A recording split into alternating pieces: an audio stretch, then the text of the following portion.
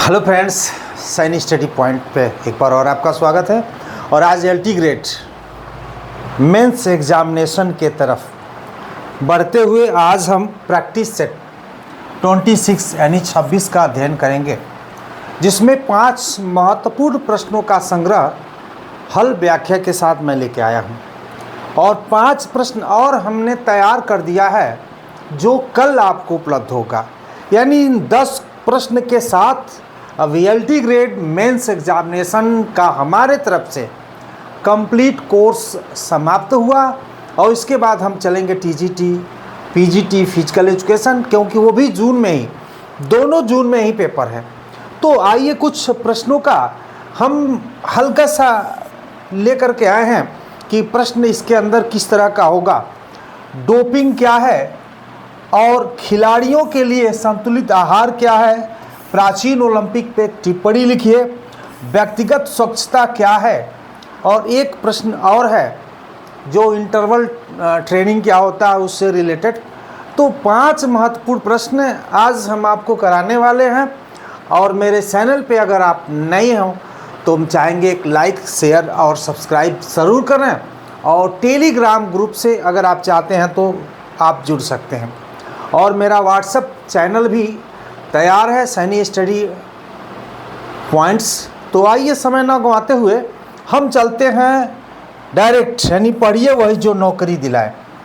पढ़ने के लिए तो बहुत सारे लोग, मैं आपको बताऊं, मेंस की तैयारी कराने वाले 1 हफ्ता पहले तक आपकी तैयारी करा करके आपको उलझाए रखेंगे ताकि आप टीजीटी में आप बेहतर प्रदर्शन न कर पाएँ। इसलिए मैं आज के बाद एक और क्लास में लूँगा।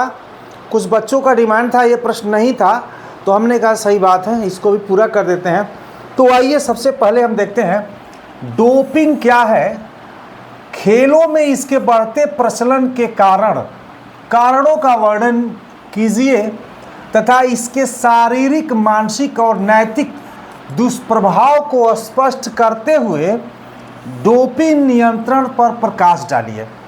यानी हम प्रयास ये करते हैं इतने सारे प्रश्न इसमें बना दें, अगर आयोग तोड़ के भी बनाता है तो जरूर इसमें से आपका फंस जाए। थोड़ा सा प्रश्न बड़ा होगा, आप अपने हिसाब से इसको छोटा कर लीजिएगा। आइए बात करते हैं डोपिंग। डोपिंग का अर्थ खेल में प्रदर्शन को कृत्रिम रूप से बेहतर बनाने के लिए प्रतिबंधित नशीली दवाओं या विधियों का उपयोग करना या विश्व एंटी डोपिंग एजेंसी वाडा द्वारा प्रतिबंधित है। यह खिलाड़ी के लिए शारीरिक, मानसिक और नैतिक रूप से विनाशकारी है। इससे बचने के लिए सख्त टेस्ट और जागरूकता ज़रूरी है। यानी खेल से पहले खेल प्रदर्शन को सुधारने के लिए कुछ ऐसे दवाओं का इस्तेमाल खिलाड़ी करते हैं जिससे उनकी क्षमता और बेहतर हो जाए। डोपिंग क्या है, जो परिभाषा के दृष्टिकोण से देखते हैं, एथलीटों द्वारा शक्ति, सहनशक्ति या प्रदर्शन बढ़ाने के लिए निषिद्ध पदार्थ जैसे एनाबॉलिक स्टेरॉयड, जो स्टिमुलेटर का सेवन या अनुचित तरीकों का उपयोग करना ही डोपिंग की परिभाषा कहा जाता है। उद्देश्य क्या है इसका? प्रतिबंधित व अनुचित लाभ प्राप्त करना। प्रतिबंध है, अनुचित लाभ प्राप्त करना, इसी को हम कहते हैं डोपिंग। मेरे समझ से आप डोपिंग समझ में आ गया होगा कि डोपिंग क्या है। आप अपने व्यवहार कुशलता के साथ भी इसका आप लेखन कर सकते हैं। कोई ज़रूरी नहीं है कि मैं जो लिख दिया हूँ वही ब्रह्मास्त्र है। आप अपने विवेक का आप एक इसका सहयोग लेते हुए अपने असर से भी लिख सकते हैं। खेलों में डोपिंग के बढ़ते प्रचलन के कारण, यानी खेलों में क्यों डोपिंग का प्रचलन बढ़ रहा है, उसका क्या कारण है? तो 3-4 कारण दिया गया है। जीत का भारी दबाव, सफलता पाने की तीव्र महत्वाकांक्षा और राष्ट्रीय अंतर्राष्ट्रीय स्तर पर प्रदर्शन करने का दबाव। जैसे आप देखते होंगे बहुत सारे लोग पेपर आउट करा देते हैं। पेपर आउट कराने का मकसद क्या होता है? कोई लोग तो पैसा देकर खरीदने वाले होते हैं। कई बार इस तरह की स्थितियां आई तो क्या है कि मतलब पैसा देकर उसी तरह से एक दबाव है कि हम जॉब में आ जाएं, किसी तरह से जवाब में आ जाए, मतलब हम जॉब में आ जाएं, तो इसमें भी किसी तरह से हम वहाँ पे प्लेस मार लें, हमको पुरस्कृत कर दिया जाए, तो वो चीज़ें हैं। जीत का एक भारी दबाव होता है। वित्तीय और करियर का लाभ, जो स्पॉन्सरशिप, पुरस्कार राशि और प्रायोजित अनुबंधों के लिए एथलीट शॉर्टकट अपनाते हैं। जैसे सोच रहे हैं सचिन तेंदुलकर इतना बड़ा प्रचार प्रसार कर रहे हैं, बहुत पैसे कमा रहे हैं, तो हम भी अगर मतलब अच्छे खिलाड़ी हो जाएंगे, हमारा नेम फेम हो जाएगा, तो हमें भी ऐड करने का मौका मिलेगा। प्रतिबंधित पदार्थों की आसानी से उपलब्धता, स्थानीय जिम या मेडिकल स्टोर पर बिना डॉक्टर की पर्ची के एस्टेरॉयड का उपलब्ध होना भी डोपिंग के बढ़ते प्रचलन का एक कारण है। शिक्षा और जागरूकता की कमी, सप्लीमेंट्स या दवाओं के बारे में जानकारी न होना कि उनमें क्या है और क्या नुकसान कर सकता है, ये भी एक कारण है। कोच का दबाव, कभी कभी कोच ही खिलाड़ियों को प्रदर्शन बढ़ाने के लिए दबाव डालते हैं कि तुम्हें बेहतर प्रदर्शन करना है, अगर नहीं करोगे तो फिर मैं तुमको प्रशिक्षित नहीं करूंगा। ऐसे में दबाव में आके खिलाड़ी इस तरह के प्रतिबंधित दवाओं का इस्तेमाल करना शुरू कर देता है। अब बात करते हैं खेलों में डोपिंग के बढ़ते प्रचलन के कारण, यानी क्या कारण है भाई इसका प्रचलन बढ़ रहा है। अच्छा, ये तो मैं हो गया, 2 बार हो गया है, पेस्ट हो गया है। डोपिंग नियंत्रण के उपाय, यानी डोपिंग को कैसे रोका जाए, तो कड़े डोप टेस्ट। पहला है कड़े डोप टेस्ट। आप वाडा का भी नाम जानते हैं कि स्थापना 10 नवंबर 1999 को लॉजेन स्विट्जरलैंड में की गई थी, लेकिन की गई थी। वाडा का मुख्यालय अब मॉन्ट्रियल कनाडा में है। पहले स्विट्जरलैंड में की गई थी, लेकिन अब इसका जो मुख्यालय है वो कनाडा में है। नाडा की स्थापना 24 नवंबर 2005 को की गई और इन द्वारा कंपटीशन और आउट ऑफ कंपटीशन कभी भी, यानी डोप टेस्ट करना, इन कंपटीशन और आउट कंपटीशन परीक्षण की अवधियां हैं।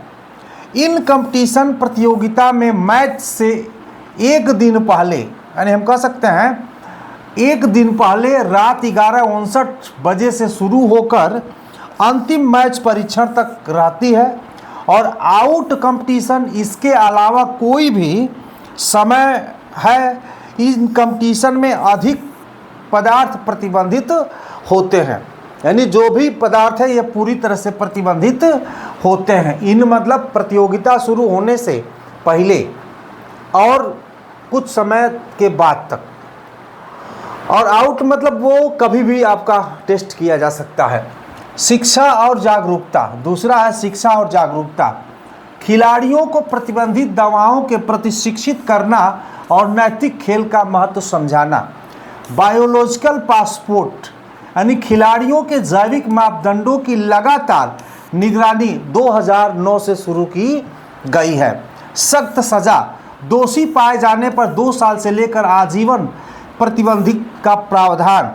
सहायता प्रणाली, एथलीटों को बेहतर ट्रेनिंग, वैज्ञानिक सहायता और मानसिक परामर्श प्रदान करना।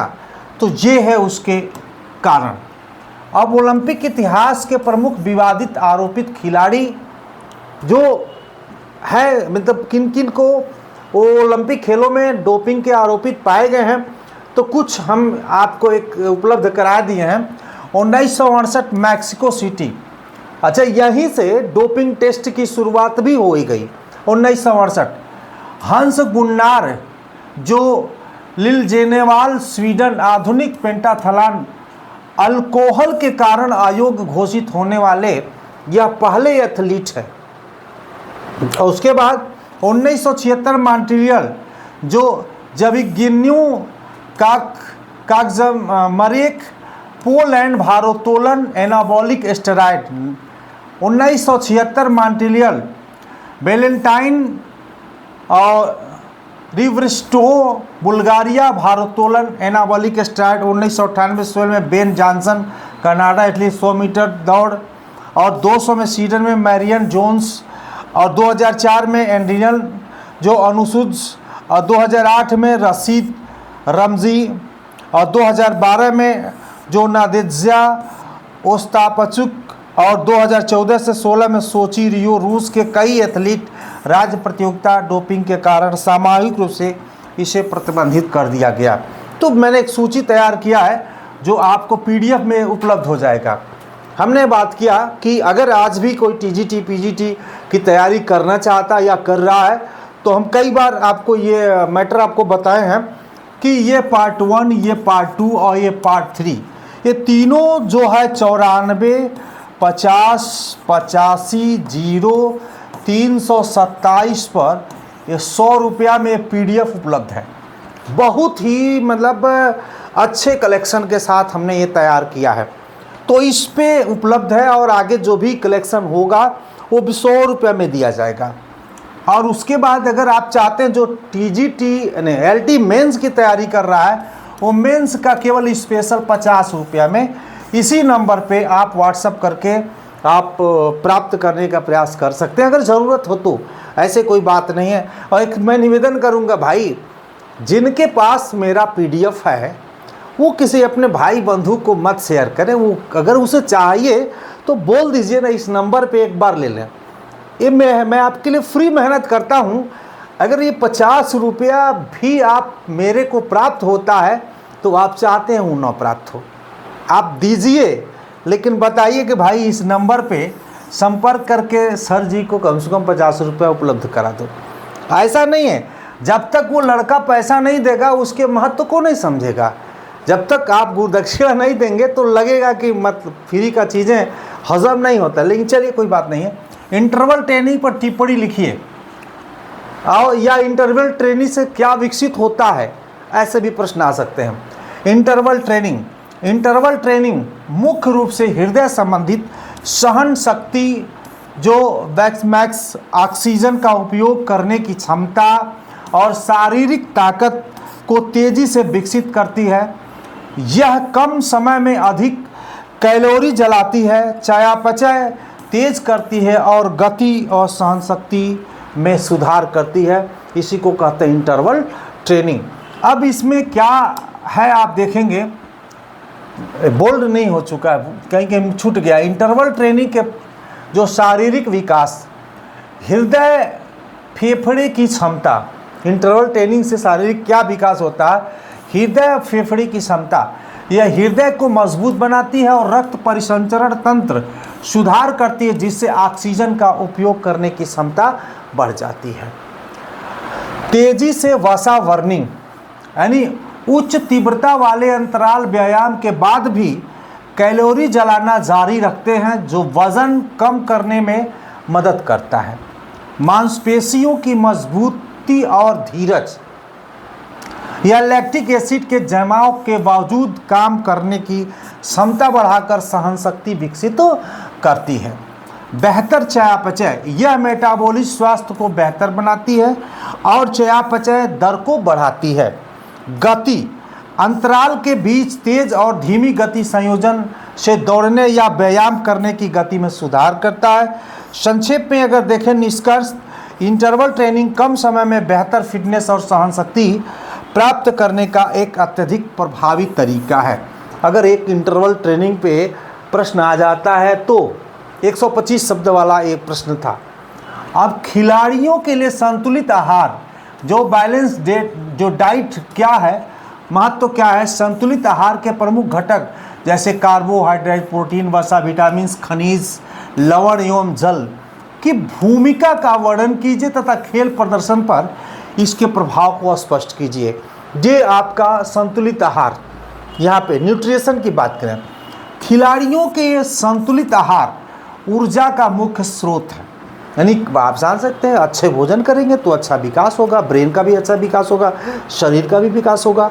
तो खिलाड़ियों के लिए संतुलित आहार क्या होता है, ऊर्जा का मुख्य स्रोत है। इस बॉडी की ऊर्जा तो इसी से होता है ना, जो शारीरिक क्षमता बढ़ाने, मांसपेशियों की मरम्मत और चोट से बचाव में महत्वपूर्ण भूमिका निभाता है।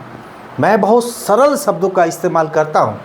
यह 60% कार्बोहाइड्रेट, 20% प्रोटीन और 20% वसा के कारण जो आवश्यक विटामिन्स, खनिज और पानी का मिश्रण है, जो खेल प्रदर्शन को अनुकूलित करने के लिए आवश्यक है।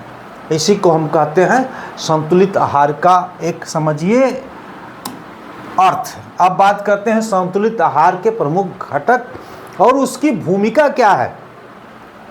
पहला है कार्बोहाइड्रेट की हमने बात किया था, तो यह शरीर के लिए ईंधन है जो मांसपेशियों और मस्तिष्क को ऊर्जा प्रदान करता है और विशेष रूप से उच्च तीव्रता वाले खेलों में यह सहयोग प्रदान करता है। प्रोटीन की बात करते हैं। मांसपेशियों के निर्माण और कठिन प्रशिक्षण के बाद ऊतकों की मरम्मत के लिए अनिवार्य है। प्रोटीन, वसा जिसको फैट कहते हैं, यह ऊर्जा का एक केंद्रीय स्रोत है जो लंबी अवधि की गतिविधियों के लिए सहन शक्ति प्रदान करता है।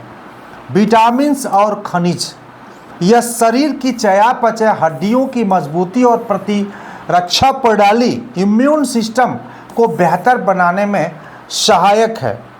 जल, यह शरीर के तापमान को नियंत्रित करता है, जोड़ों को चिकना रखता है और ऐंठन से बचाता है। तो इस तरह से हमने देखा संतुलित आहार के प्रमुख घटक और उसकी क्या भूमिका है।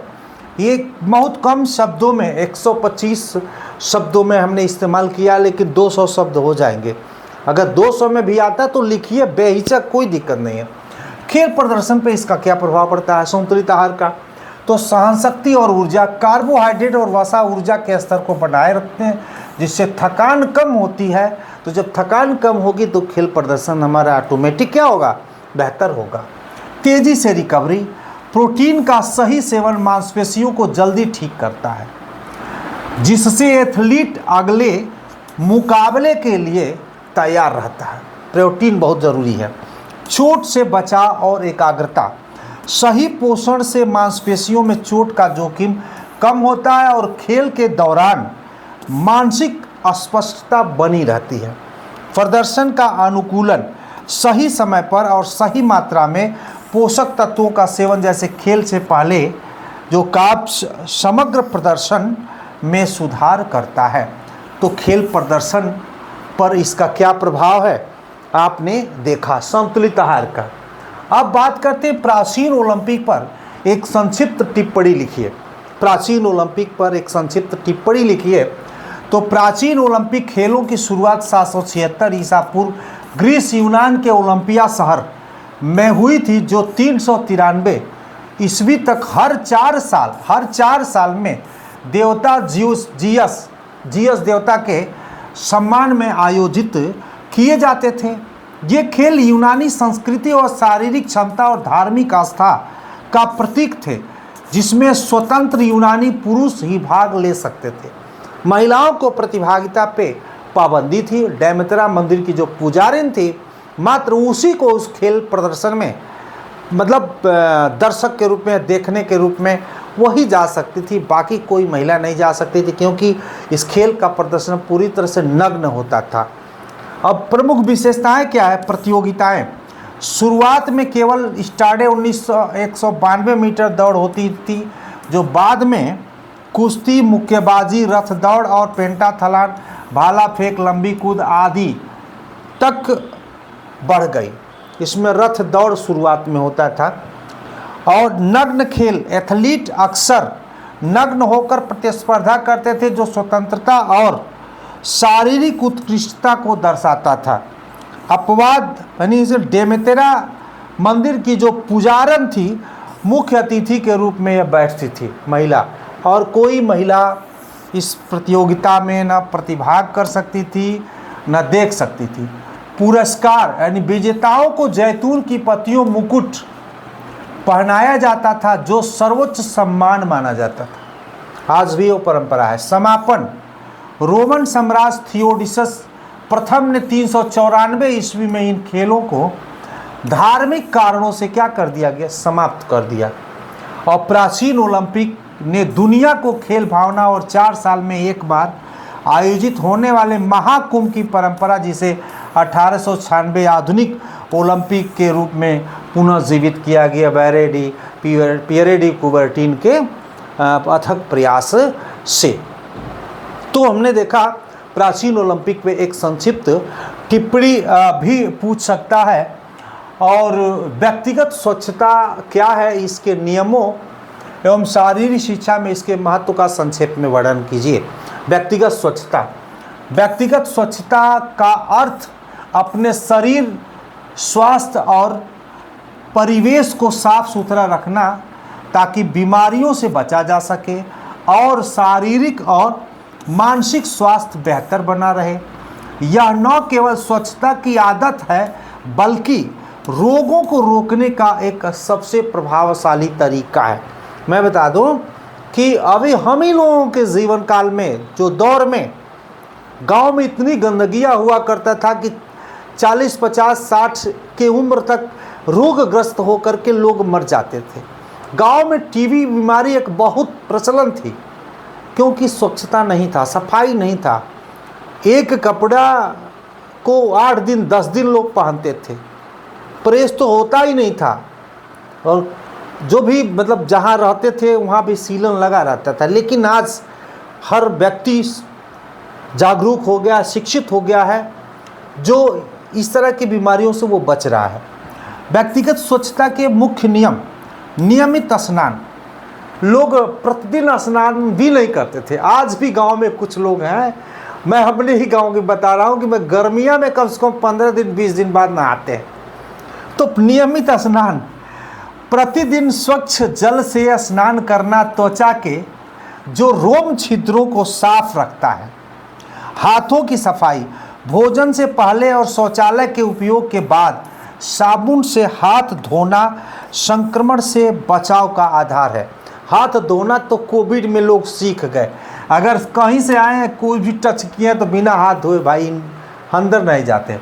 मुख की स्वच्छता, दिन में 2 बार ब्रश करना और जीभ की सफाई करना दांतों के मसूड़ों को स्वस्थ के लिए अनिवार्य है। मैं बता दूं, अगर शरीर का सबसे गंदा जगह कोई है तो आपका मुंह है, जान लीजिए। सबसे गंदा जगह मुंह है, इसलिए मुंह को साफ रखा करिए। मान लीजिए बहुत सारे लोग हैं तो वहाँ बीच में अपना मुंह साफ रखिए। धुले हुए साफ कपड़े पहनना संक्रमण और त्वचा रोगों को दूर करता है। इसलिए पहले के लोगों को खुजली बहुत होती थी, और खुजली होने का कारण यही था कि वो साफ सुथरा कपड़ा नहीं पहनते थे, नहाते भी नहीं थे, तो दुनिया भर का डस्ट उनके ऊपर पड़ता था। नाखूनों की देख रेख, नाखूनों को छोटा और साफ रखना चाहिए ताकि उनमें गंदगी और कीटाणु जमा न हो पाए। शारीरिक शिक्षा में महत्व, शारीरिक शिक्षा में व्यक्तिगत स्वच्छता का अत्यधिक महत्व है। संक्रमण से बचाव, यानी खिलाड़ी सामूहिक रूप से उपकरणों का उपयोग करते हैं जिसमें कीटाणु और फैलने के खतरा रहता है। स्वच्छता उन्हें संक्रमण मुक्त रखती है, स्वच्छता उन्हें संक्रमण मुक्त रखती है। मानसिक एकाग्रता, स्वच्छ और ताज़ा रहने से खिलाड़ी का आत्मविश्वास बढ़ता है, जो खेल में बेहतर प्रदर्शन के लिए क्या है, आवश्यक है। स्वास्थ्य का स्तर, बेहतर स्वच्छता से खिलाड़ी शारीरिक क्षमता और कार्य क्षमता में सुधार करता है। और स्वस्थ जीवन शैली, यानी खेल और अनुशासन का अटूट संबंध है। स्वच्छता का पालन करना खिलाड़ी में अनुशासन की भावना विकसित करता है, जो खेल का मूल भावना है। निष्कर्ष में देखते हैं, संक्षेप में व्यक्तिगत स्वच्छता एक खिलाड़ी के लिए केवल आदत नहीं बल्कि उनके करियर और लंबे समय तक फिट रहने की एक नींव है। ये है आपकी व्यक्तिगत स्वच्छता। जब सुबह में जगते हैं तभी से शुरू हो जाता है। ये देखिए नेक्स्ट, हमको लगता है कि चलिए ये जो है 5 प्रश्न और हैं जो कल मैं आपको उपलब्ध करा दूंगा, जिसमें चिकित्सीय विधियाँ क्या है, इसके प्रकारों, चोटों के उपचार, इनके महत्व को संक्षेप में वर्णन कीजिए। तो आज के लिए इतना ही, और मैं कल पुनः शाम 7 बजे आपकी वीडियो मिल जाएगी, और बने रहिए। इसके बाद टीजीटी की तैयारी में मैं आपका सहयोग करूंगा। आज के लिए इतना ही, धन्यवाद।